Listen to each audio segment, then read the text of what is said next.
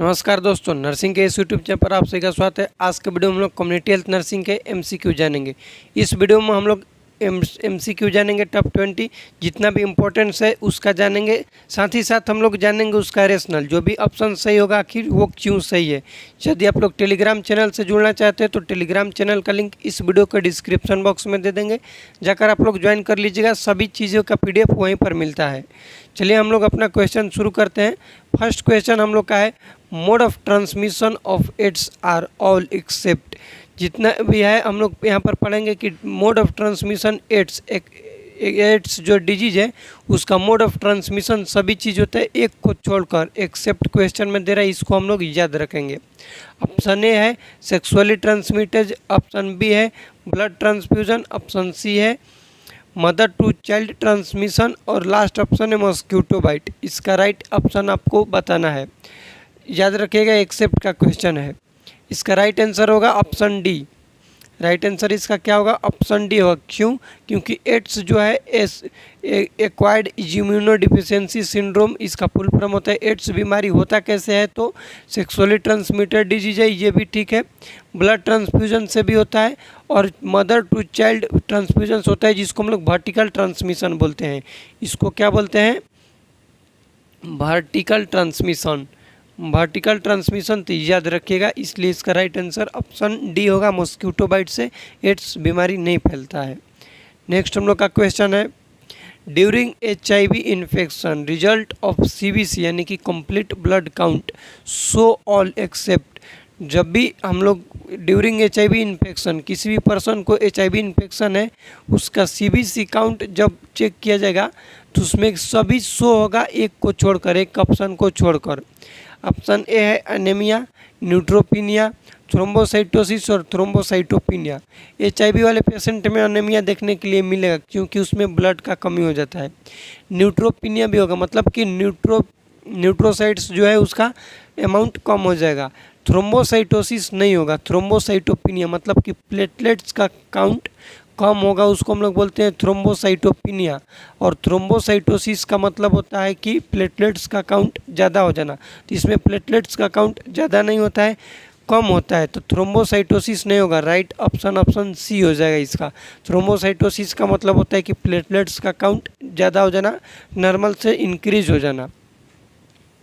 Next question है, trismus जिसको lock जो बोलते हैं या फिर risus sardonicus and opisthotonus are features of. याद रखना, ये क्वेश्चन पूछा गया एग्जाम में कि लॉक जो किस डिजीज़ को बोला जाता है, ये पूछ सकता है, फिर पूछ सकता है एक ही ऑप्शन देकर कि रिसस सार्डोनिकस किस डिजीज कंडीशन में देखने के लिए मिलता है, तो ये टिटनस वाले डिजीज कंडीशन में देखने के लिए मिलता है। ये क्लिनिकल फीचर्स होता है टिटनस का, याद रखिएगा, क्लिनिकल फीचर्स होता है लॉक जो, रिसस सार्डोनिकस और ओपोस्थेनस पोजीशन होता है, जिसको हम लोग धनुष अंकार बोल सकते हैं। धनुष के जैसा पेशेंट का ये मूवमेंट होने लगता है, बॉडी होने लगता है, उसको हम लोग बोलते हैं ओपोस्थेनस पोजीशन। ये टिटनस वाले डिजीज कंडीशन में देखने के लिए मिलता है। क्लोस्ट्रीडियम टिटनी इसका कॉजेटिव एजेंट होता है। नेक्स्ट हम लोग का क्वेश्चन है, major causative organism of infantile diarrhoea. Infantile diarrhoea का कॉजेटिव एजेंट क्या है, ये बताना है। ऑप्शन ए है रोटावायरस, ऑप्शन बी है हेमोरेजिक कोलिसाइटिस, ऑप्शन सी है प्रेक्सिमोवायरस और लास्ट ऑप्शन है स्टेफाइलोकोकस ऑरियस। इन्फेंटाइल डायरिया का मोस्ट कॉमन कॉज होता है रोटावायरस। कौन सा होता है? तो rotavirus. Option A right answer हो जाएगा। रोटावायरस ले प्रिवेंट होने के लिए जिंक यूज़ में लिया जाता है। पूछा जाता है कि कौन सा चीज़ यूज़ में लेते हैं, तो जिंक से रिलेटेड याद रखिएगा चीज़ें यूज़ में लिया जाता है। ORS ओरल रिहाइड्रेशन सॉल्यूशन दिया जाता है डायरिया वाले पेशेंट में, क्योंकि डिहाइड्रेशन इसका मोस्ट कॉमन साइन सिम्टम्स देखने के लिए मिलता है इसके वजह से। नेक्स्ट क्वेश्चन है, causative agent of toxic shock syndrome, TSS जिसको बोलते हैं। एक याद रखना कि TSS टॉक्सिक शॉक सिंड्रोम जो है वो किस डिजीज़, किस वैक्सीन का साइड इफ़ेक्ट होता है, तो मीजल्स का होता है।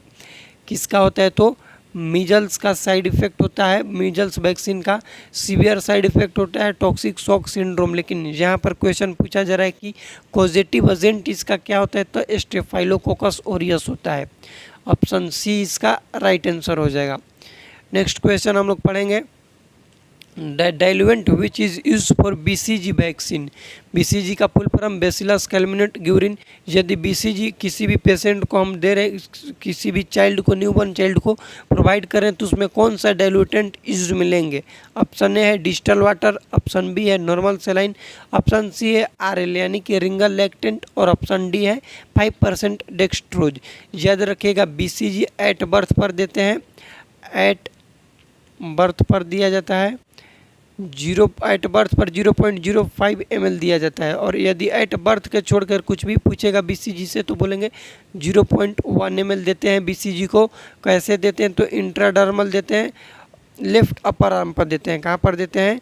लेफ्ट अपर आर्म पर दिया जाता है।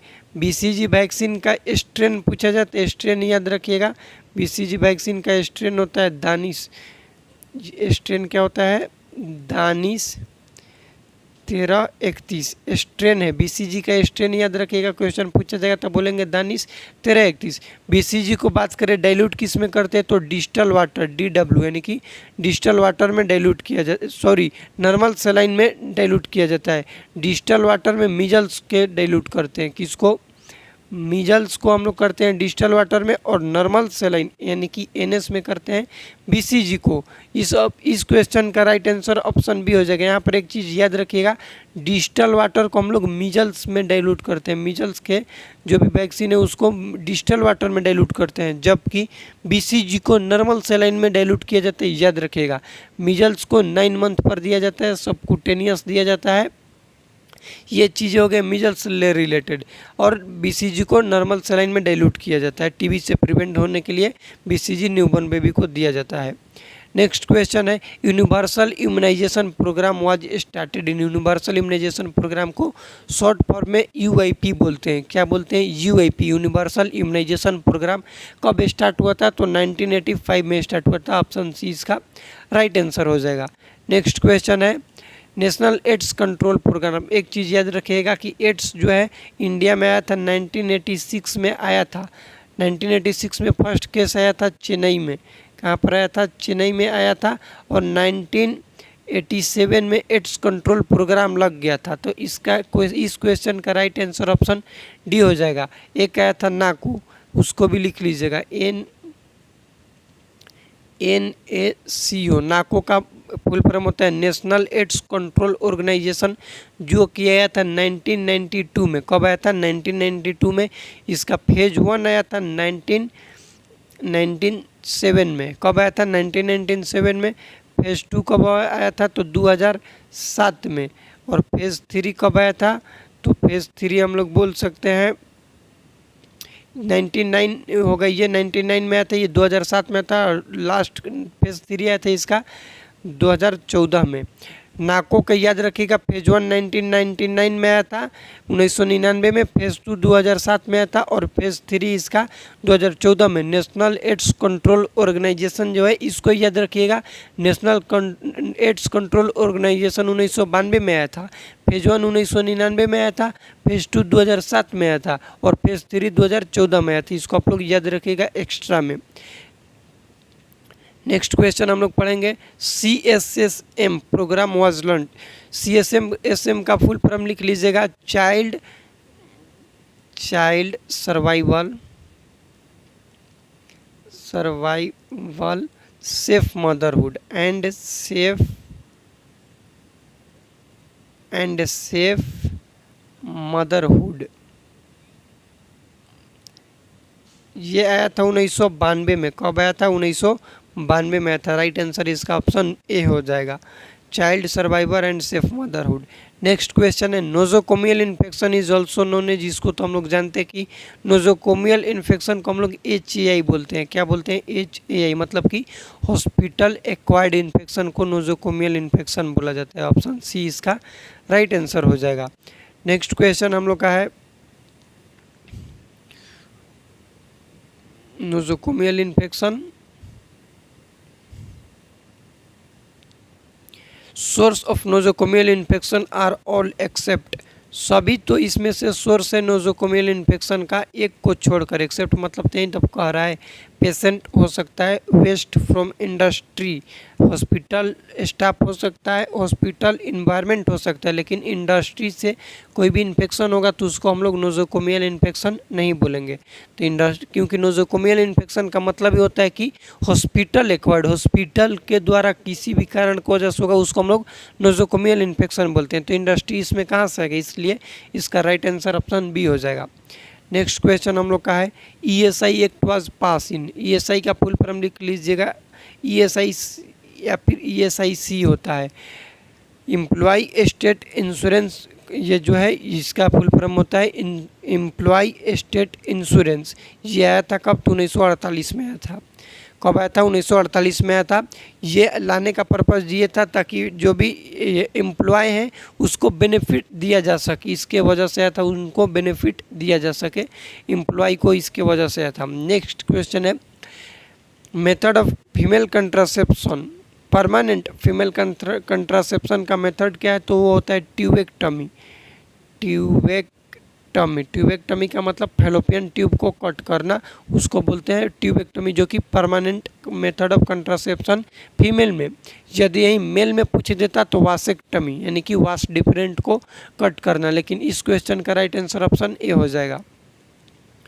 नेक्स्ट क्वेश्चन हम लोग का है the contraceptive device that suppress the ovulation, वो कौन सा कंट्रासेप्टिक डिवाइस है जो कि ओवुलेशन को सप्रेस करता है। ऑप्शन ए है कंडम, कॉपर टी, मलायन और ट्यूबेक्टमी।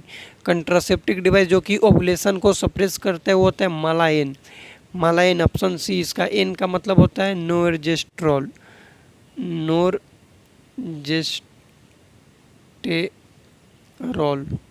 नोर्जेस्ट्रोल होता है मलायन का फुल फॉर्म। ठीक, इसको आप लोग याद रखिएगा। ये क्या करता है कि ओवुलेशन को सप्रेस कर देता है, मतलब कि स्टॉप कर देगा, रोक देगा। The natural method of contraception, natural method क्या है कंट्रासेप्शन का, कॉन्डम नहीं, ये तो फिजिकल बैरियर में आता है। एनएसबी, एनएसबी का फुल फॉर्म होता है नॉन स्काल्पेल वासेक्टमी, तो ये नेचुरल के अंदर नहीं आएगा, ये परमानेंट के अंदर आएगा। विड्रॉल, कॉपर टी भी नहीं आएगा। विड्रॉल मेथड जिस क्या हो जाएगा, विड्रॉल मेथड को हम लोग ये बोल सकते हैं कि नेचुरल मेथड होता है। क्या होता है, नेचुरल मेथड होता है विड्रॉल मेथड, इसको याद रखिएगा, नेचुरल मेथड के अंदर आता है विड्रॉल मेथड। नेक्स्ट क्वेश्चन हम लोग का है road to health card is used for infant या फिर children, growth monitoring in children. एक क्वेश्चन यहाँ पर पूछा जाता है कि रोड टू हेल्थ जो कार्ड है इसका क्या क्राइटेरिया है, तो वेट फॉर एज, इसको याद रखिएगा। ये क्वेश्चन कई बार पूछा गया है कि रोड टू हेल्थ जो कार्ड है उसका क्राइटेरिया क्या होता है, तो weight for age, weight for height नहीं होता है, वेट फॉर कुछ भी नहीं है, वेट फॉर एज होता है, इसको याद रखिएगा। ये क्वेश्चन भी यही है, कई बार क्वेश्चन पूछा गया है कि रोड टू हेल्थ कार्ड में क्राइटेरिया क्या होता है, तो वेट फॉर एज होता है। नेक्स्ट क्वेश्चन है P soup diarrhoea is a clinical features of, तो यहाँ पर हम लोग याद रखेंगे पी का मतलब होगा पी, टाइफाइड में पी आ रहा है ना, तो इससे याद रखेंगे टाइफाइड। ऑप्शन ए इसका राइट आंसर होगा। क्यों, क्योंकि कोलेरा में हम लोग देखते हैं राइस वाटरी डायरिया, कोलेरा में क्या देखने के लिए मिलता है, राइस वाटर डायरिया देखने के लिए मिलता है, राइस वाटरी डायरिया देखने को मिलता है कोलेरा में, जबकि टाइफाइड में पी सूप डायरिया देखने के लिए मिलता है। इसको आप लोग याद रखिएगा, टाइफाइड में पी आता है और पी सूप में भी पी आता है, तो इसको आप लोग इस तरीके से भी याद कर सकते हैं। नेक्स्ट क्वेश्चन हम लोग का है geriatric nursing means, geriatric nursing का मतलब होता है कि ओल्ड एज, जीरियाट्रिक का मतलब होता है ओल्ड पीपल को हम लोग जीरियाट्रिक बोलते हैं। पीडियाट्रिक का मतलब होता है इन्फेंट बोल सकते हैं हम लोग, पीडियाट्रिक का मतलब इन्फेंट बोल सकते हैं, या फिर जो भी 13 साल तक है उसको पीडियाट्रिक हम लोग बोल सकते हैं। ये याद रखिएगा, इन्फेंट वाला आएगा, लेकिन जीरियाट्रिक का मतलब होता है ओल्ड एज। इस वीडियो में इतना ही। लास्ट हम लोग का क्वेश्चन है वर्ल्ड हेल्थ डे सेलिब्रेट करते हैं 7 अप्रैल को, याद रखिएगा वर्ल्ड हेल्थ डे सेलिब्रेट किया जाता है 7 अप्रैल को। ऑप्शन बी इसका राइट आंसर होगा। 1 दिसंबर को एड्स डे सेलिब्रेट किया जाता है, एड्स डे। 24 मार्च को टीबी डे सेलिब्रेट किया जाता है। ठीक, इसको आप लोग एक्स्ट्रा में याद रखिएगा क्योंकि ये क्वेश्चन पूछा जाता है। लास्ट क्वेश्चन है स्टिल बर्थ का मीनिंग क्या होता है। तो स्टिल बर्थ का मीनिंग होता है कि foetus inside the uterine cavity death हो जाएगा, उसको बोलते हैं स्टिल बर्थ। स्टिल बर्थ का मतलब कि inside the uterine cavity, inside क्या होगा, इनसाइड द यूट्राइन कैविटी क्या होगा, फिटल का डेथ हो जाना, उसको हम लोग स्टिल बर्थ बोलते हैं। इस वीडियो में इतना ही। वीडियो में कुछ भी डाउट होगा तो कमेंट कीजिएगा। इस वीडियो को अपने दोस्तों के साथ शेयर कीजिएगा। चैनल पर नए तो चैनल को सब्सक्राइब कीजिएगा और टेलीग्राम चैनल से ज्वाइन हो जाइएगा। टेलीग्राम चैनल का लिंक हम इस वीडियो के डिस्क्रिप्शन बॉक्स में दे दिए हैं, वहाँ से जाकर आप लोग ज्वाइन हो सकते हैं। चैनल को सब्सक्राइब कीजिएगा। मिलते हैं अगले वीडियो में, तब तक के लिए जय राम जी की।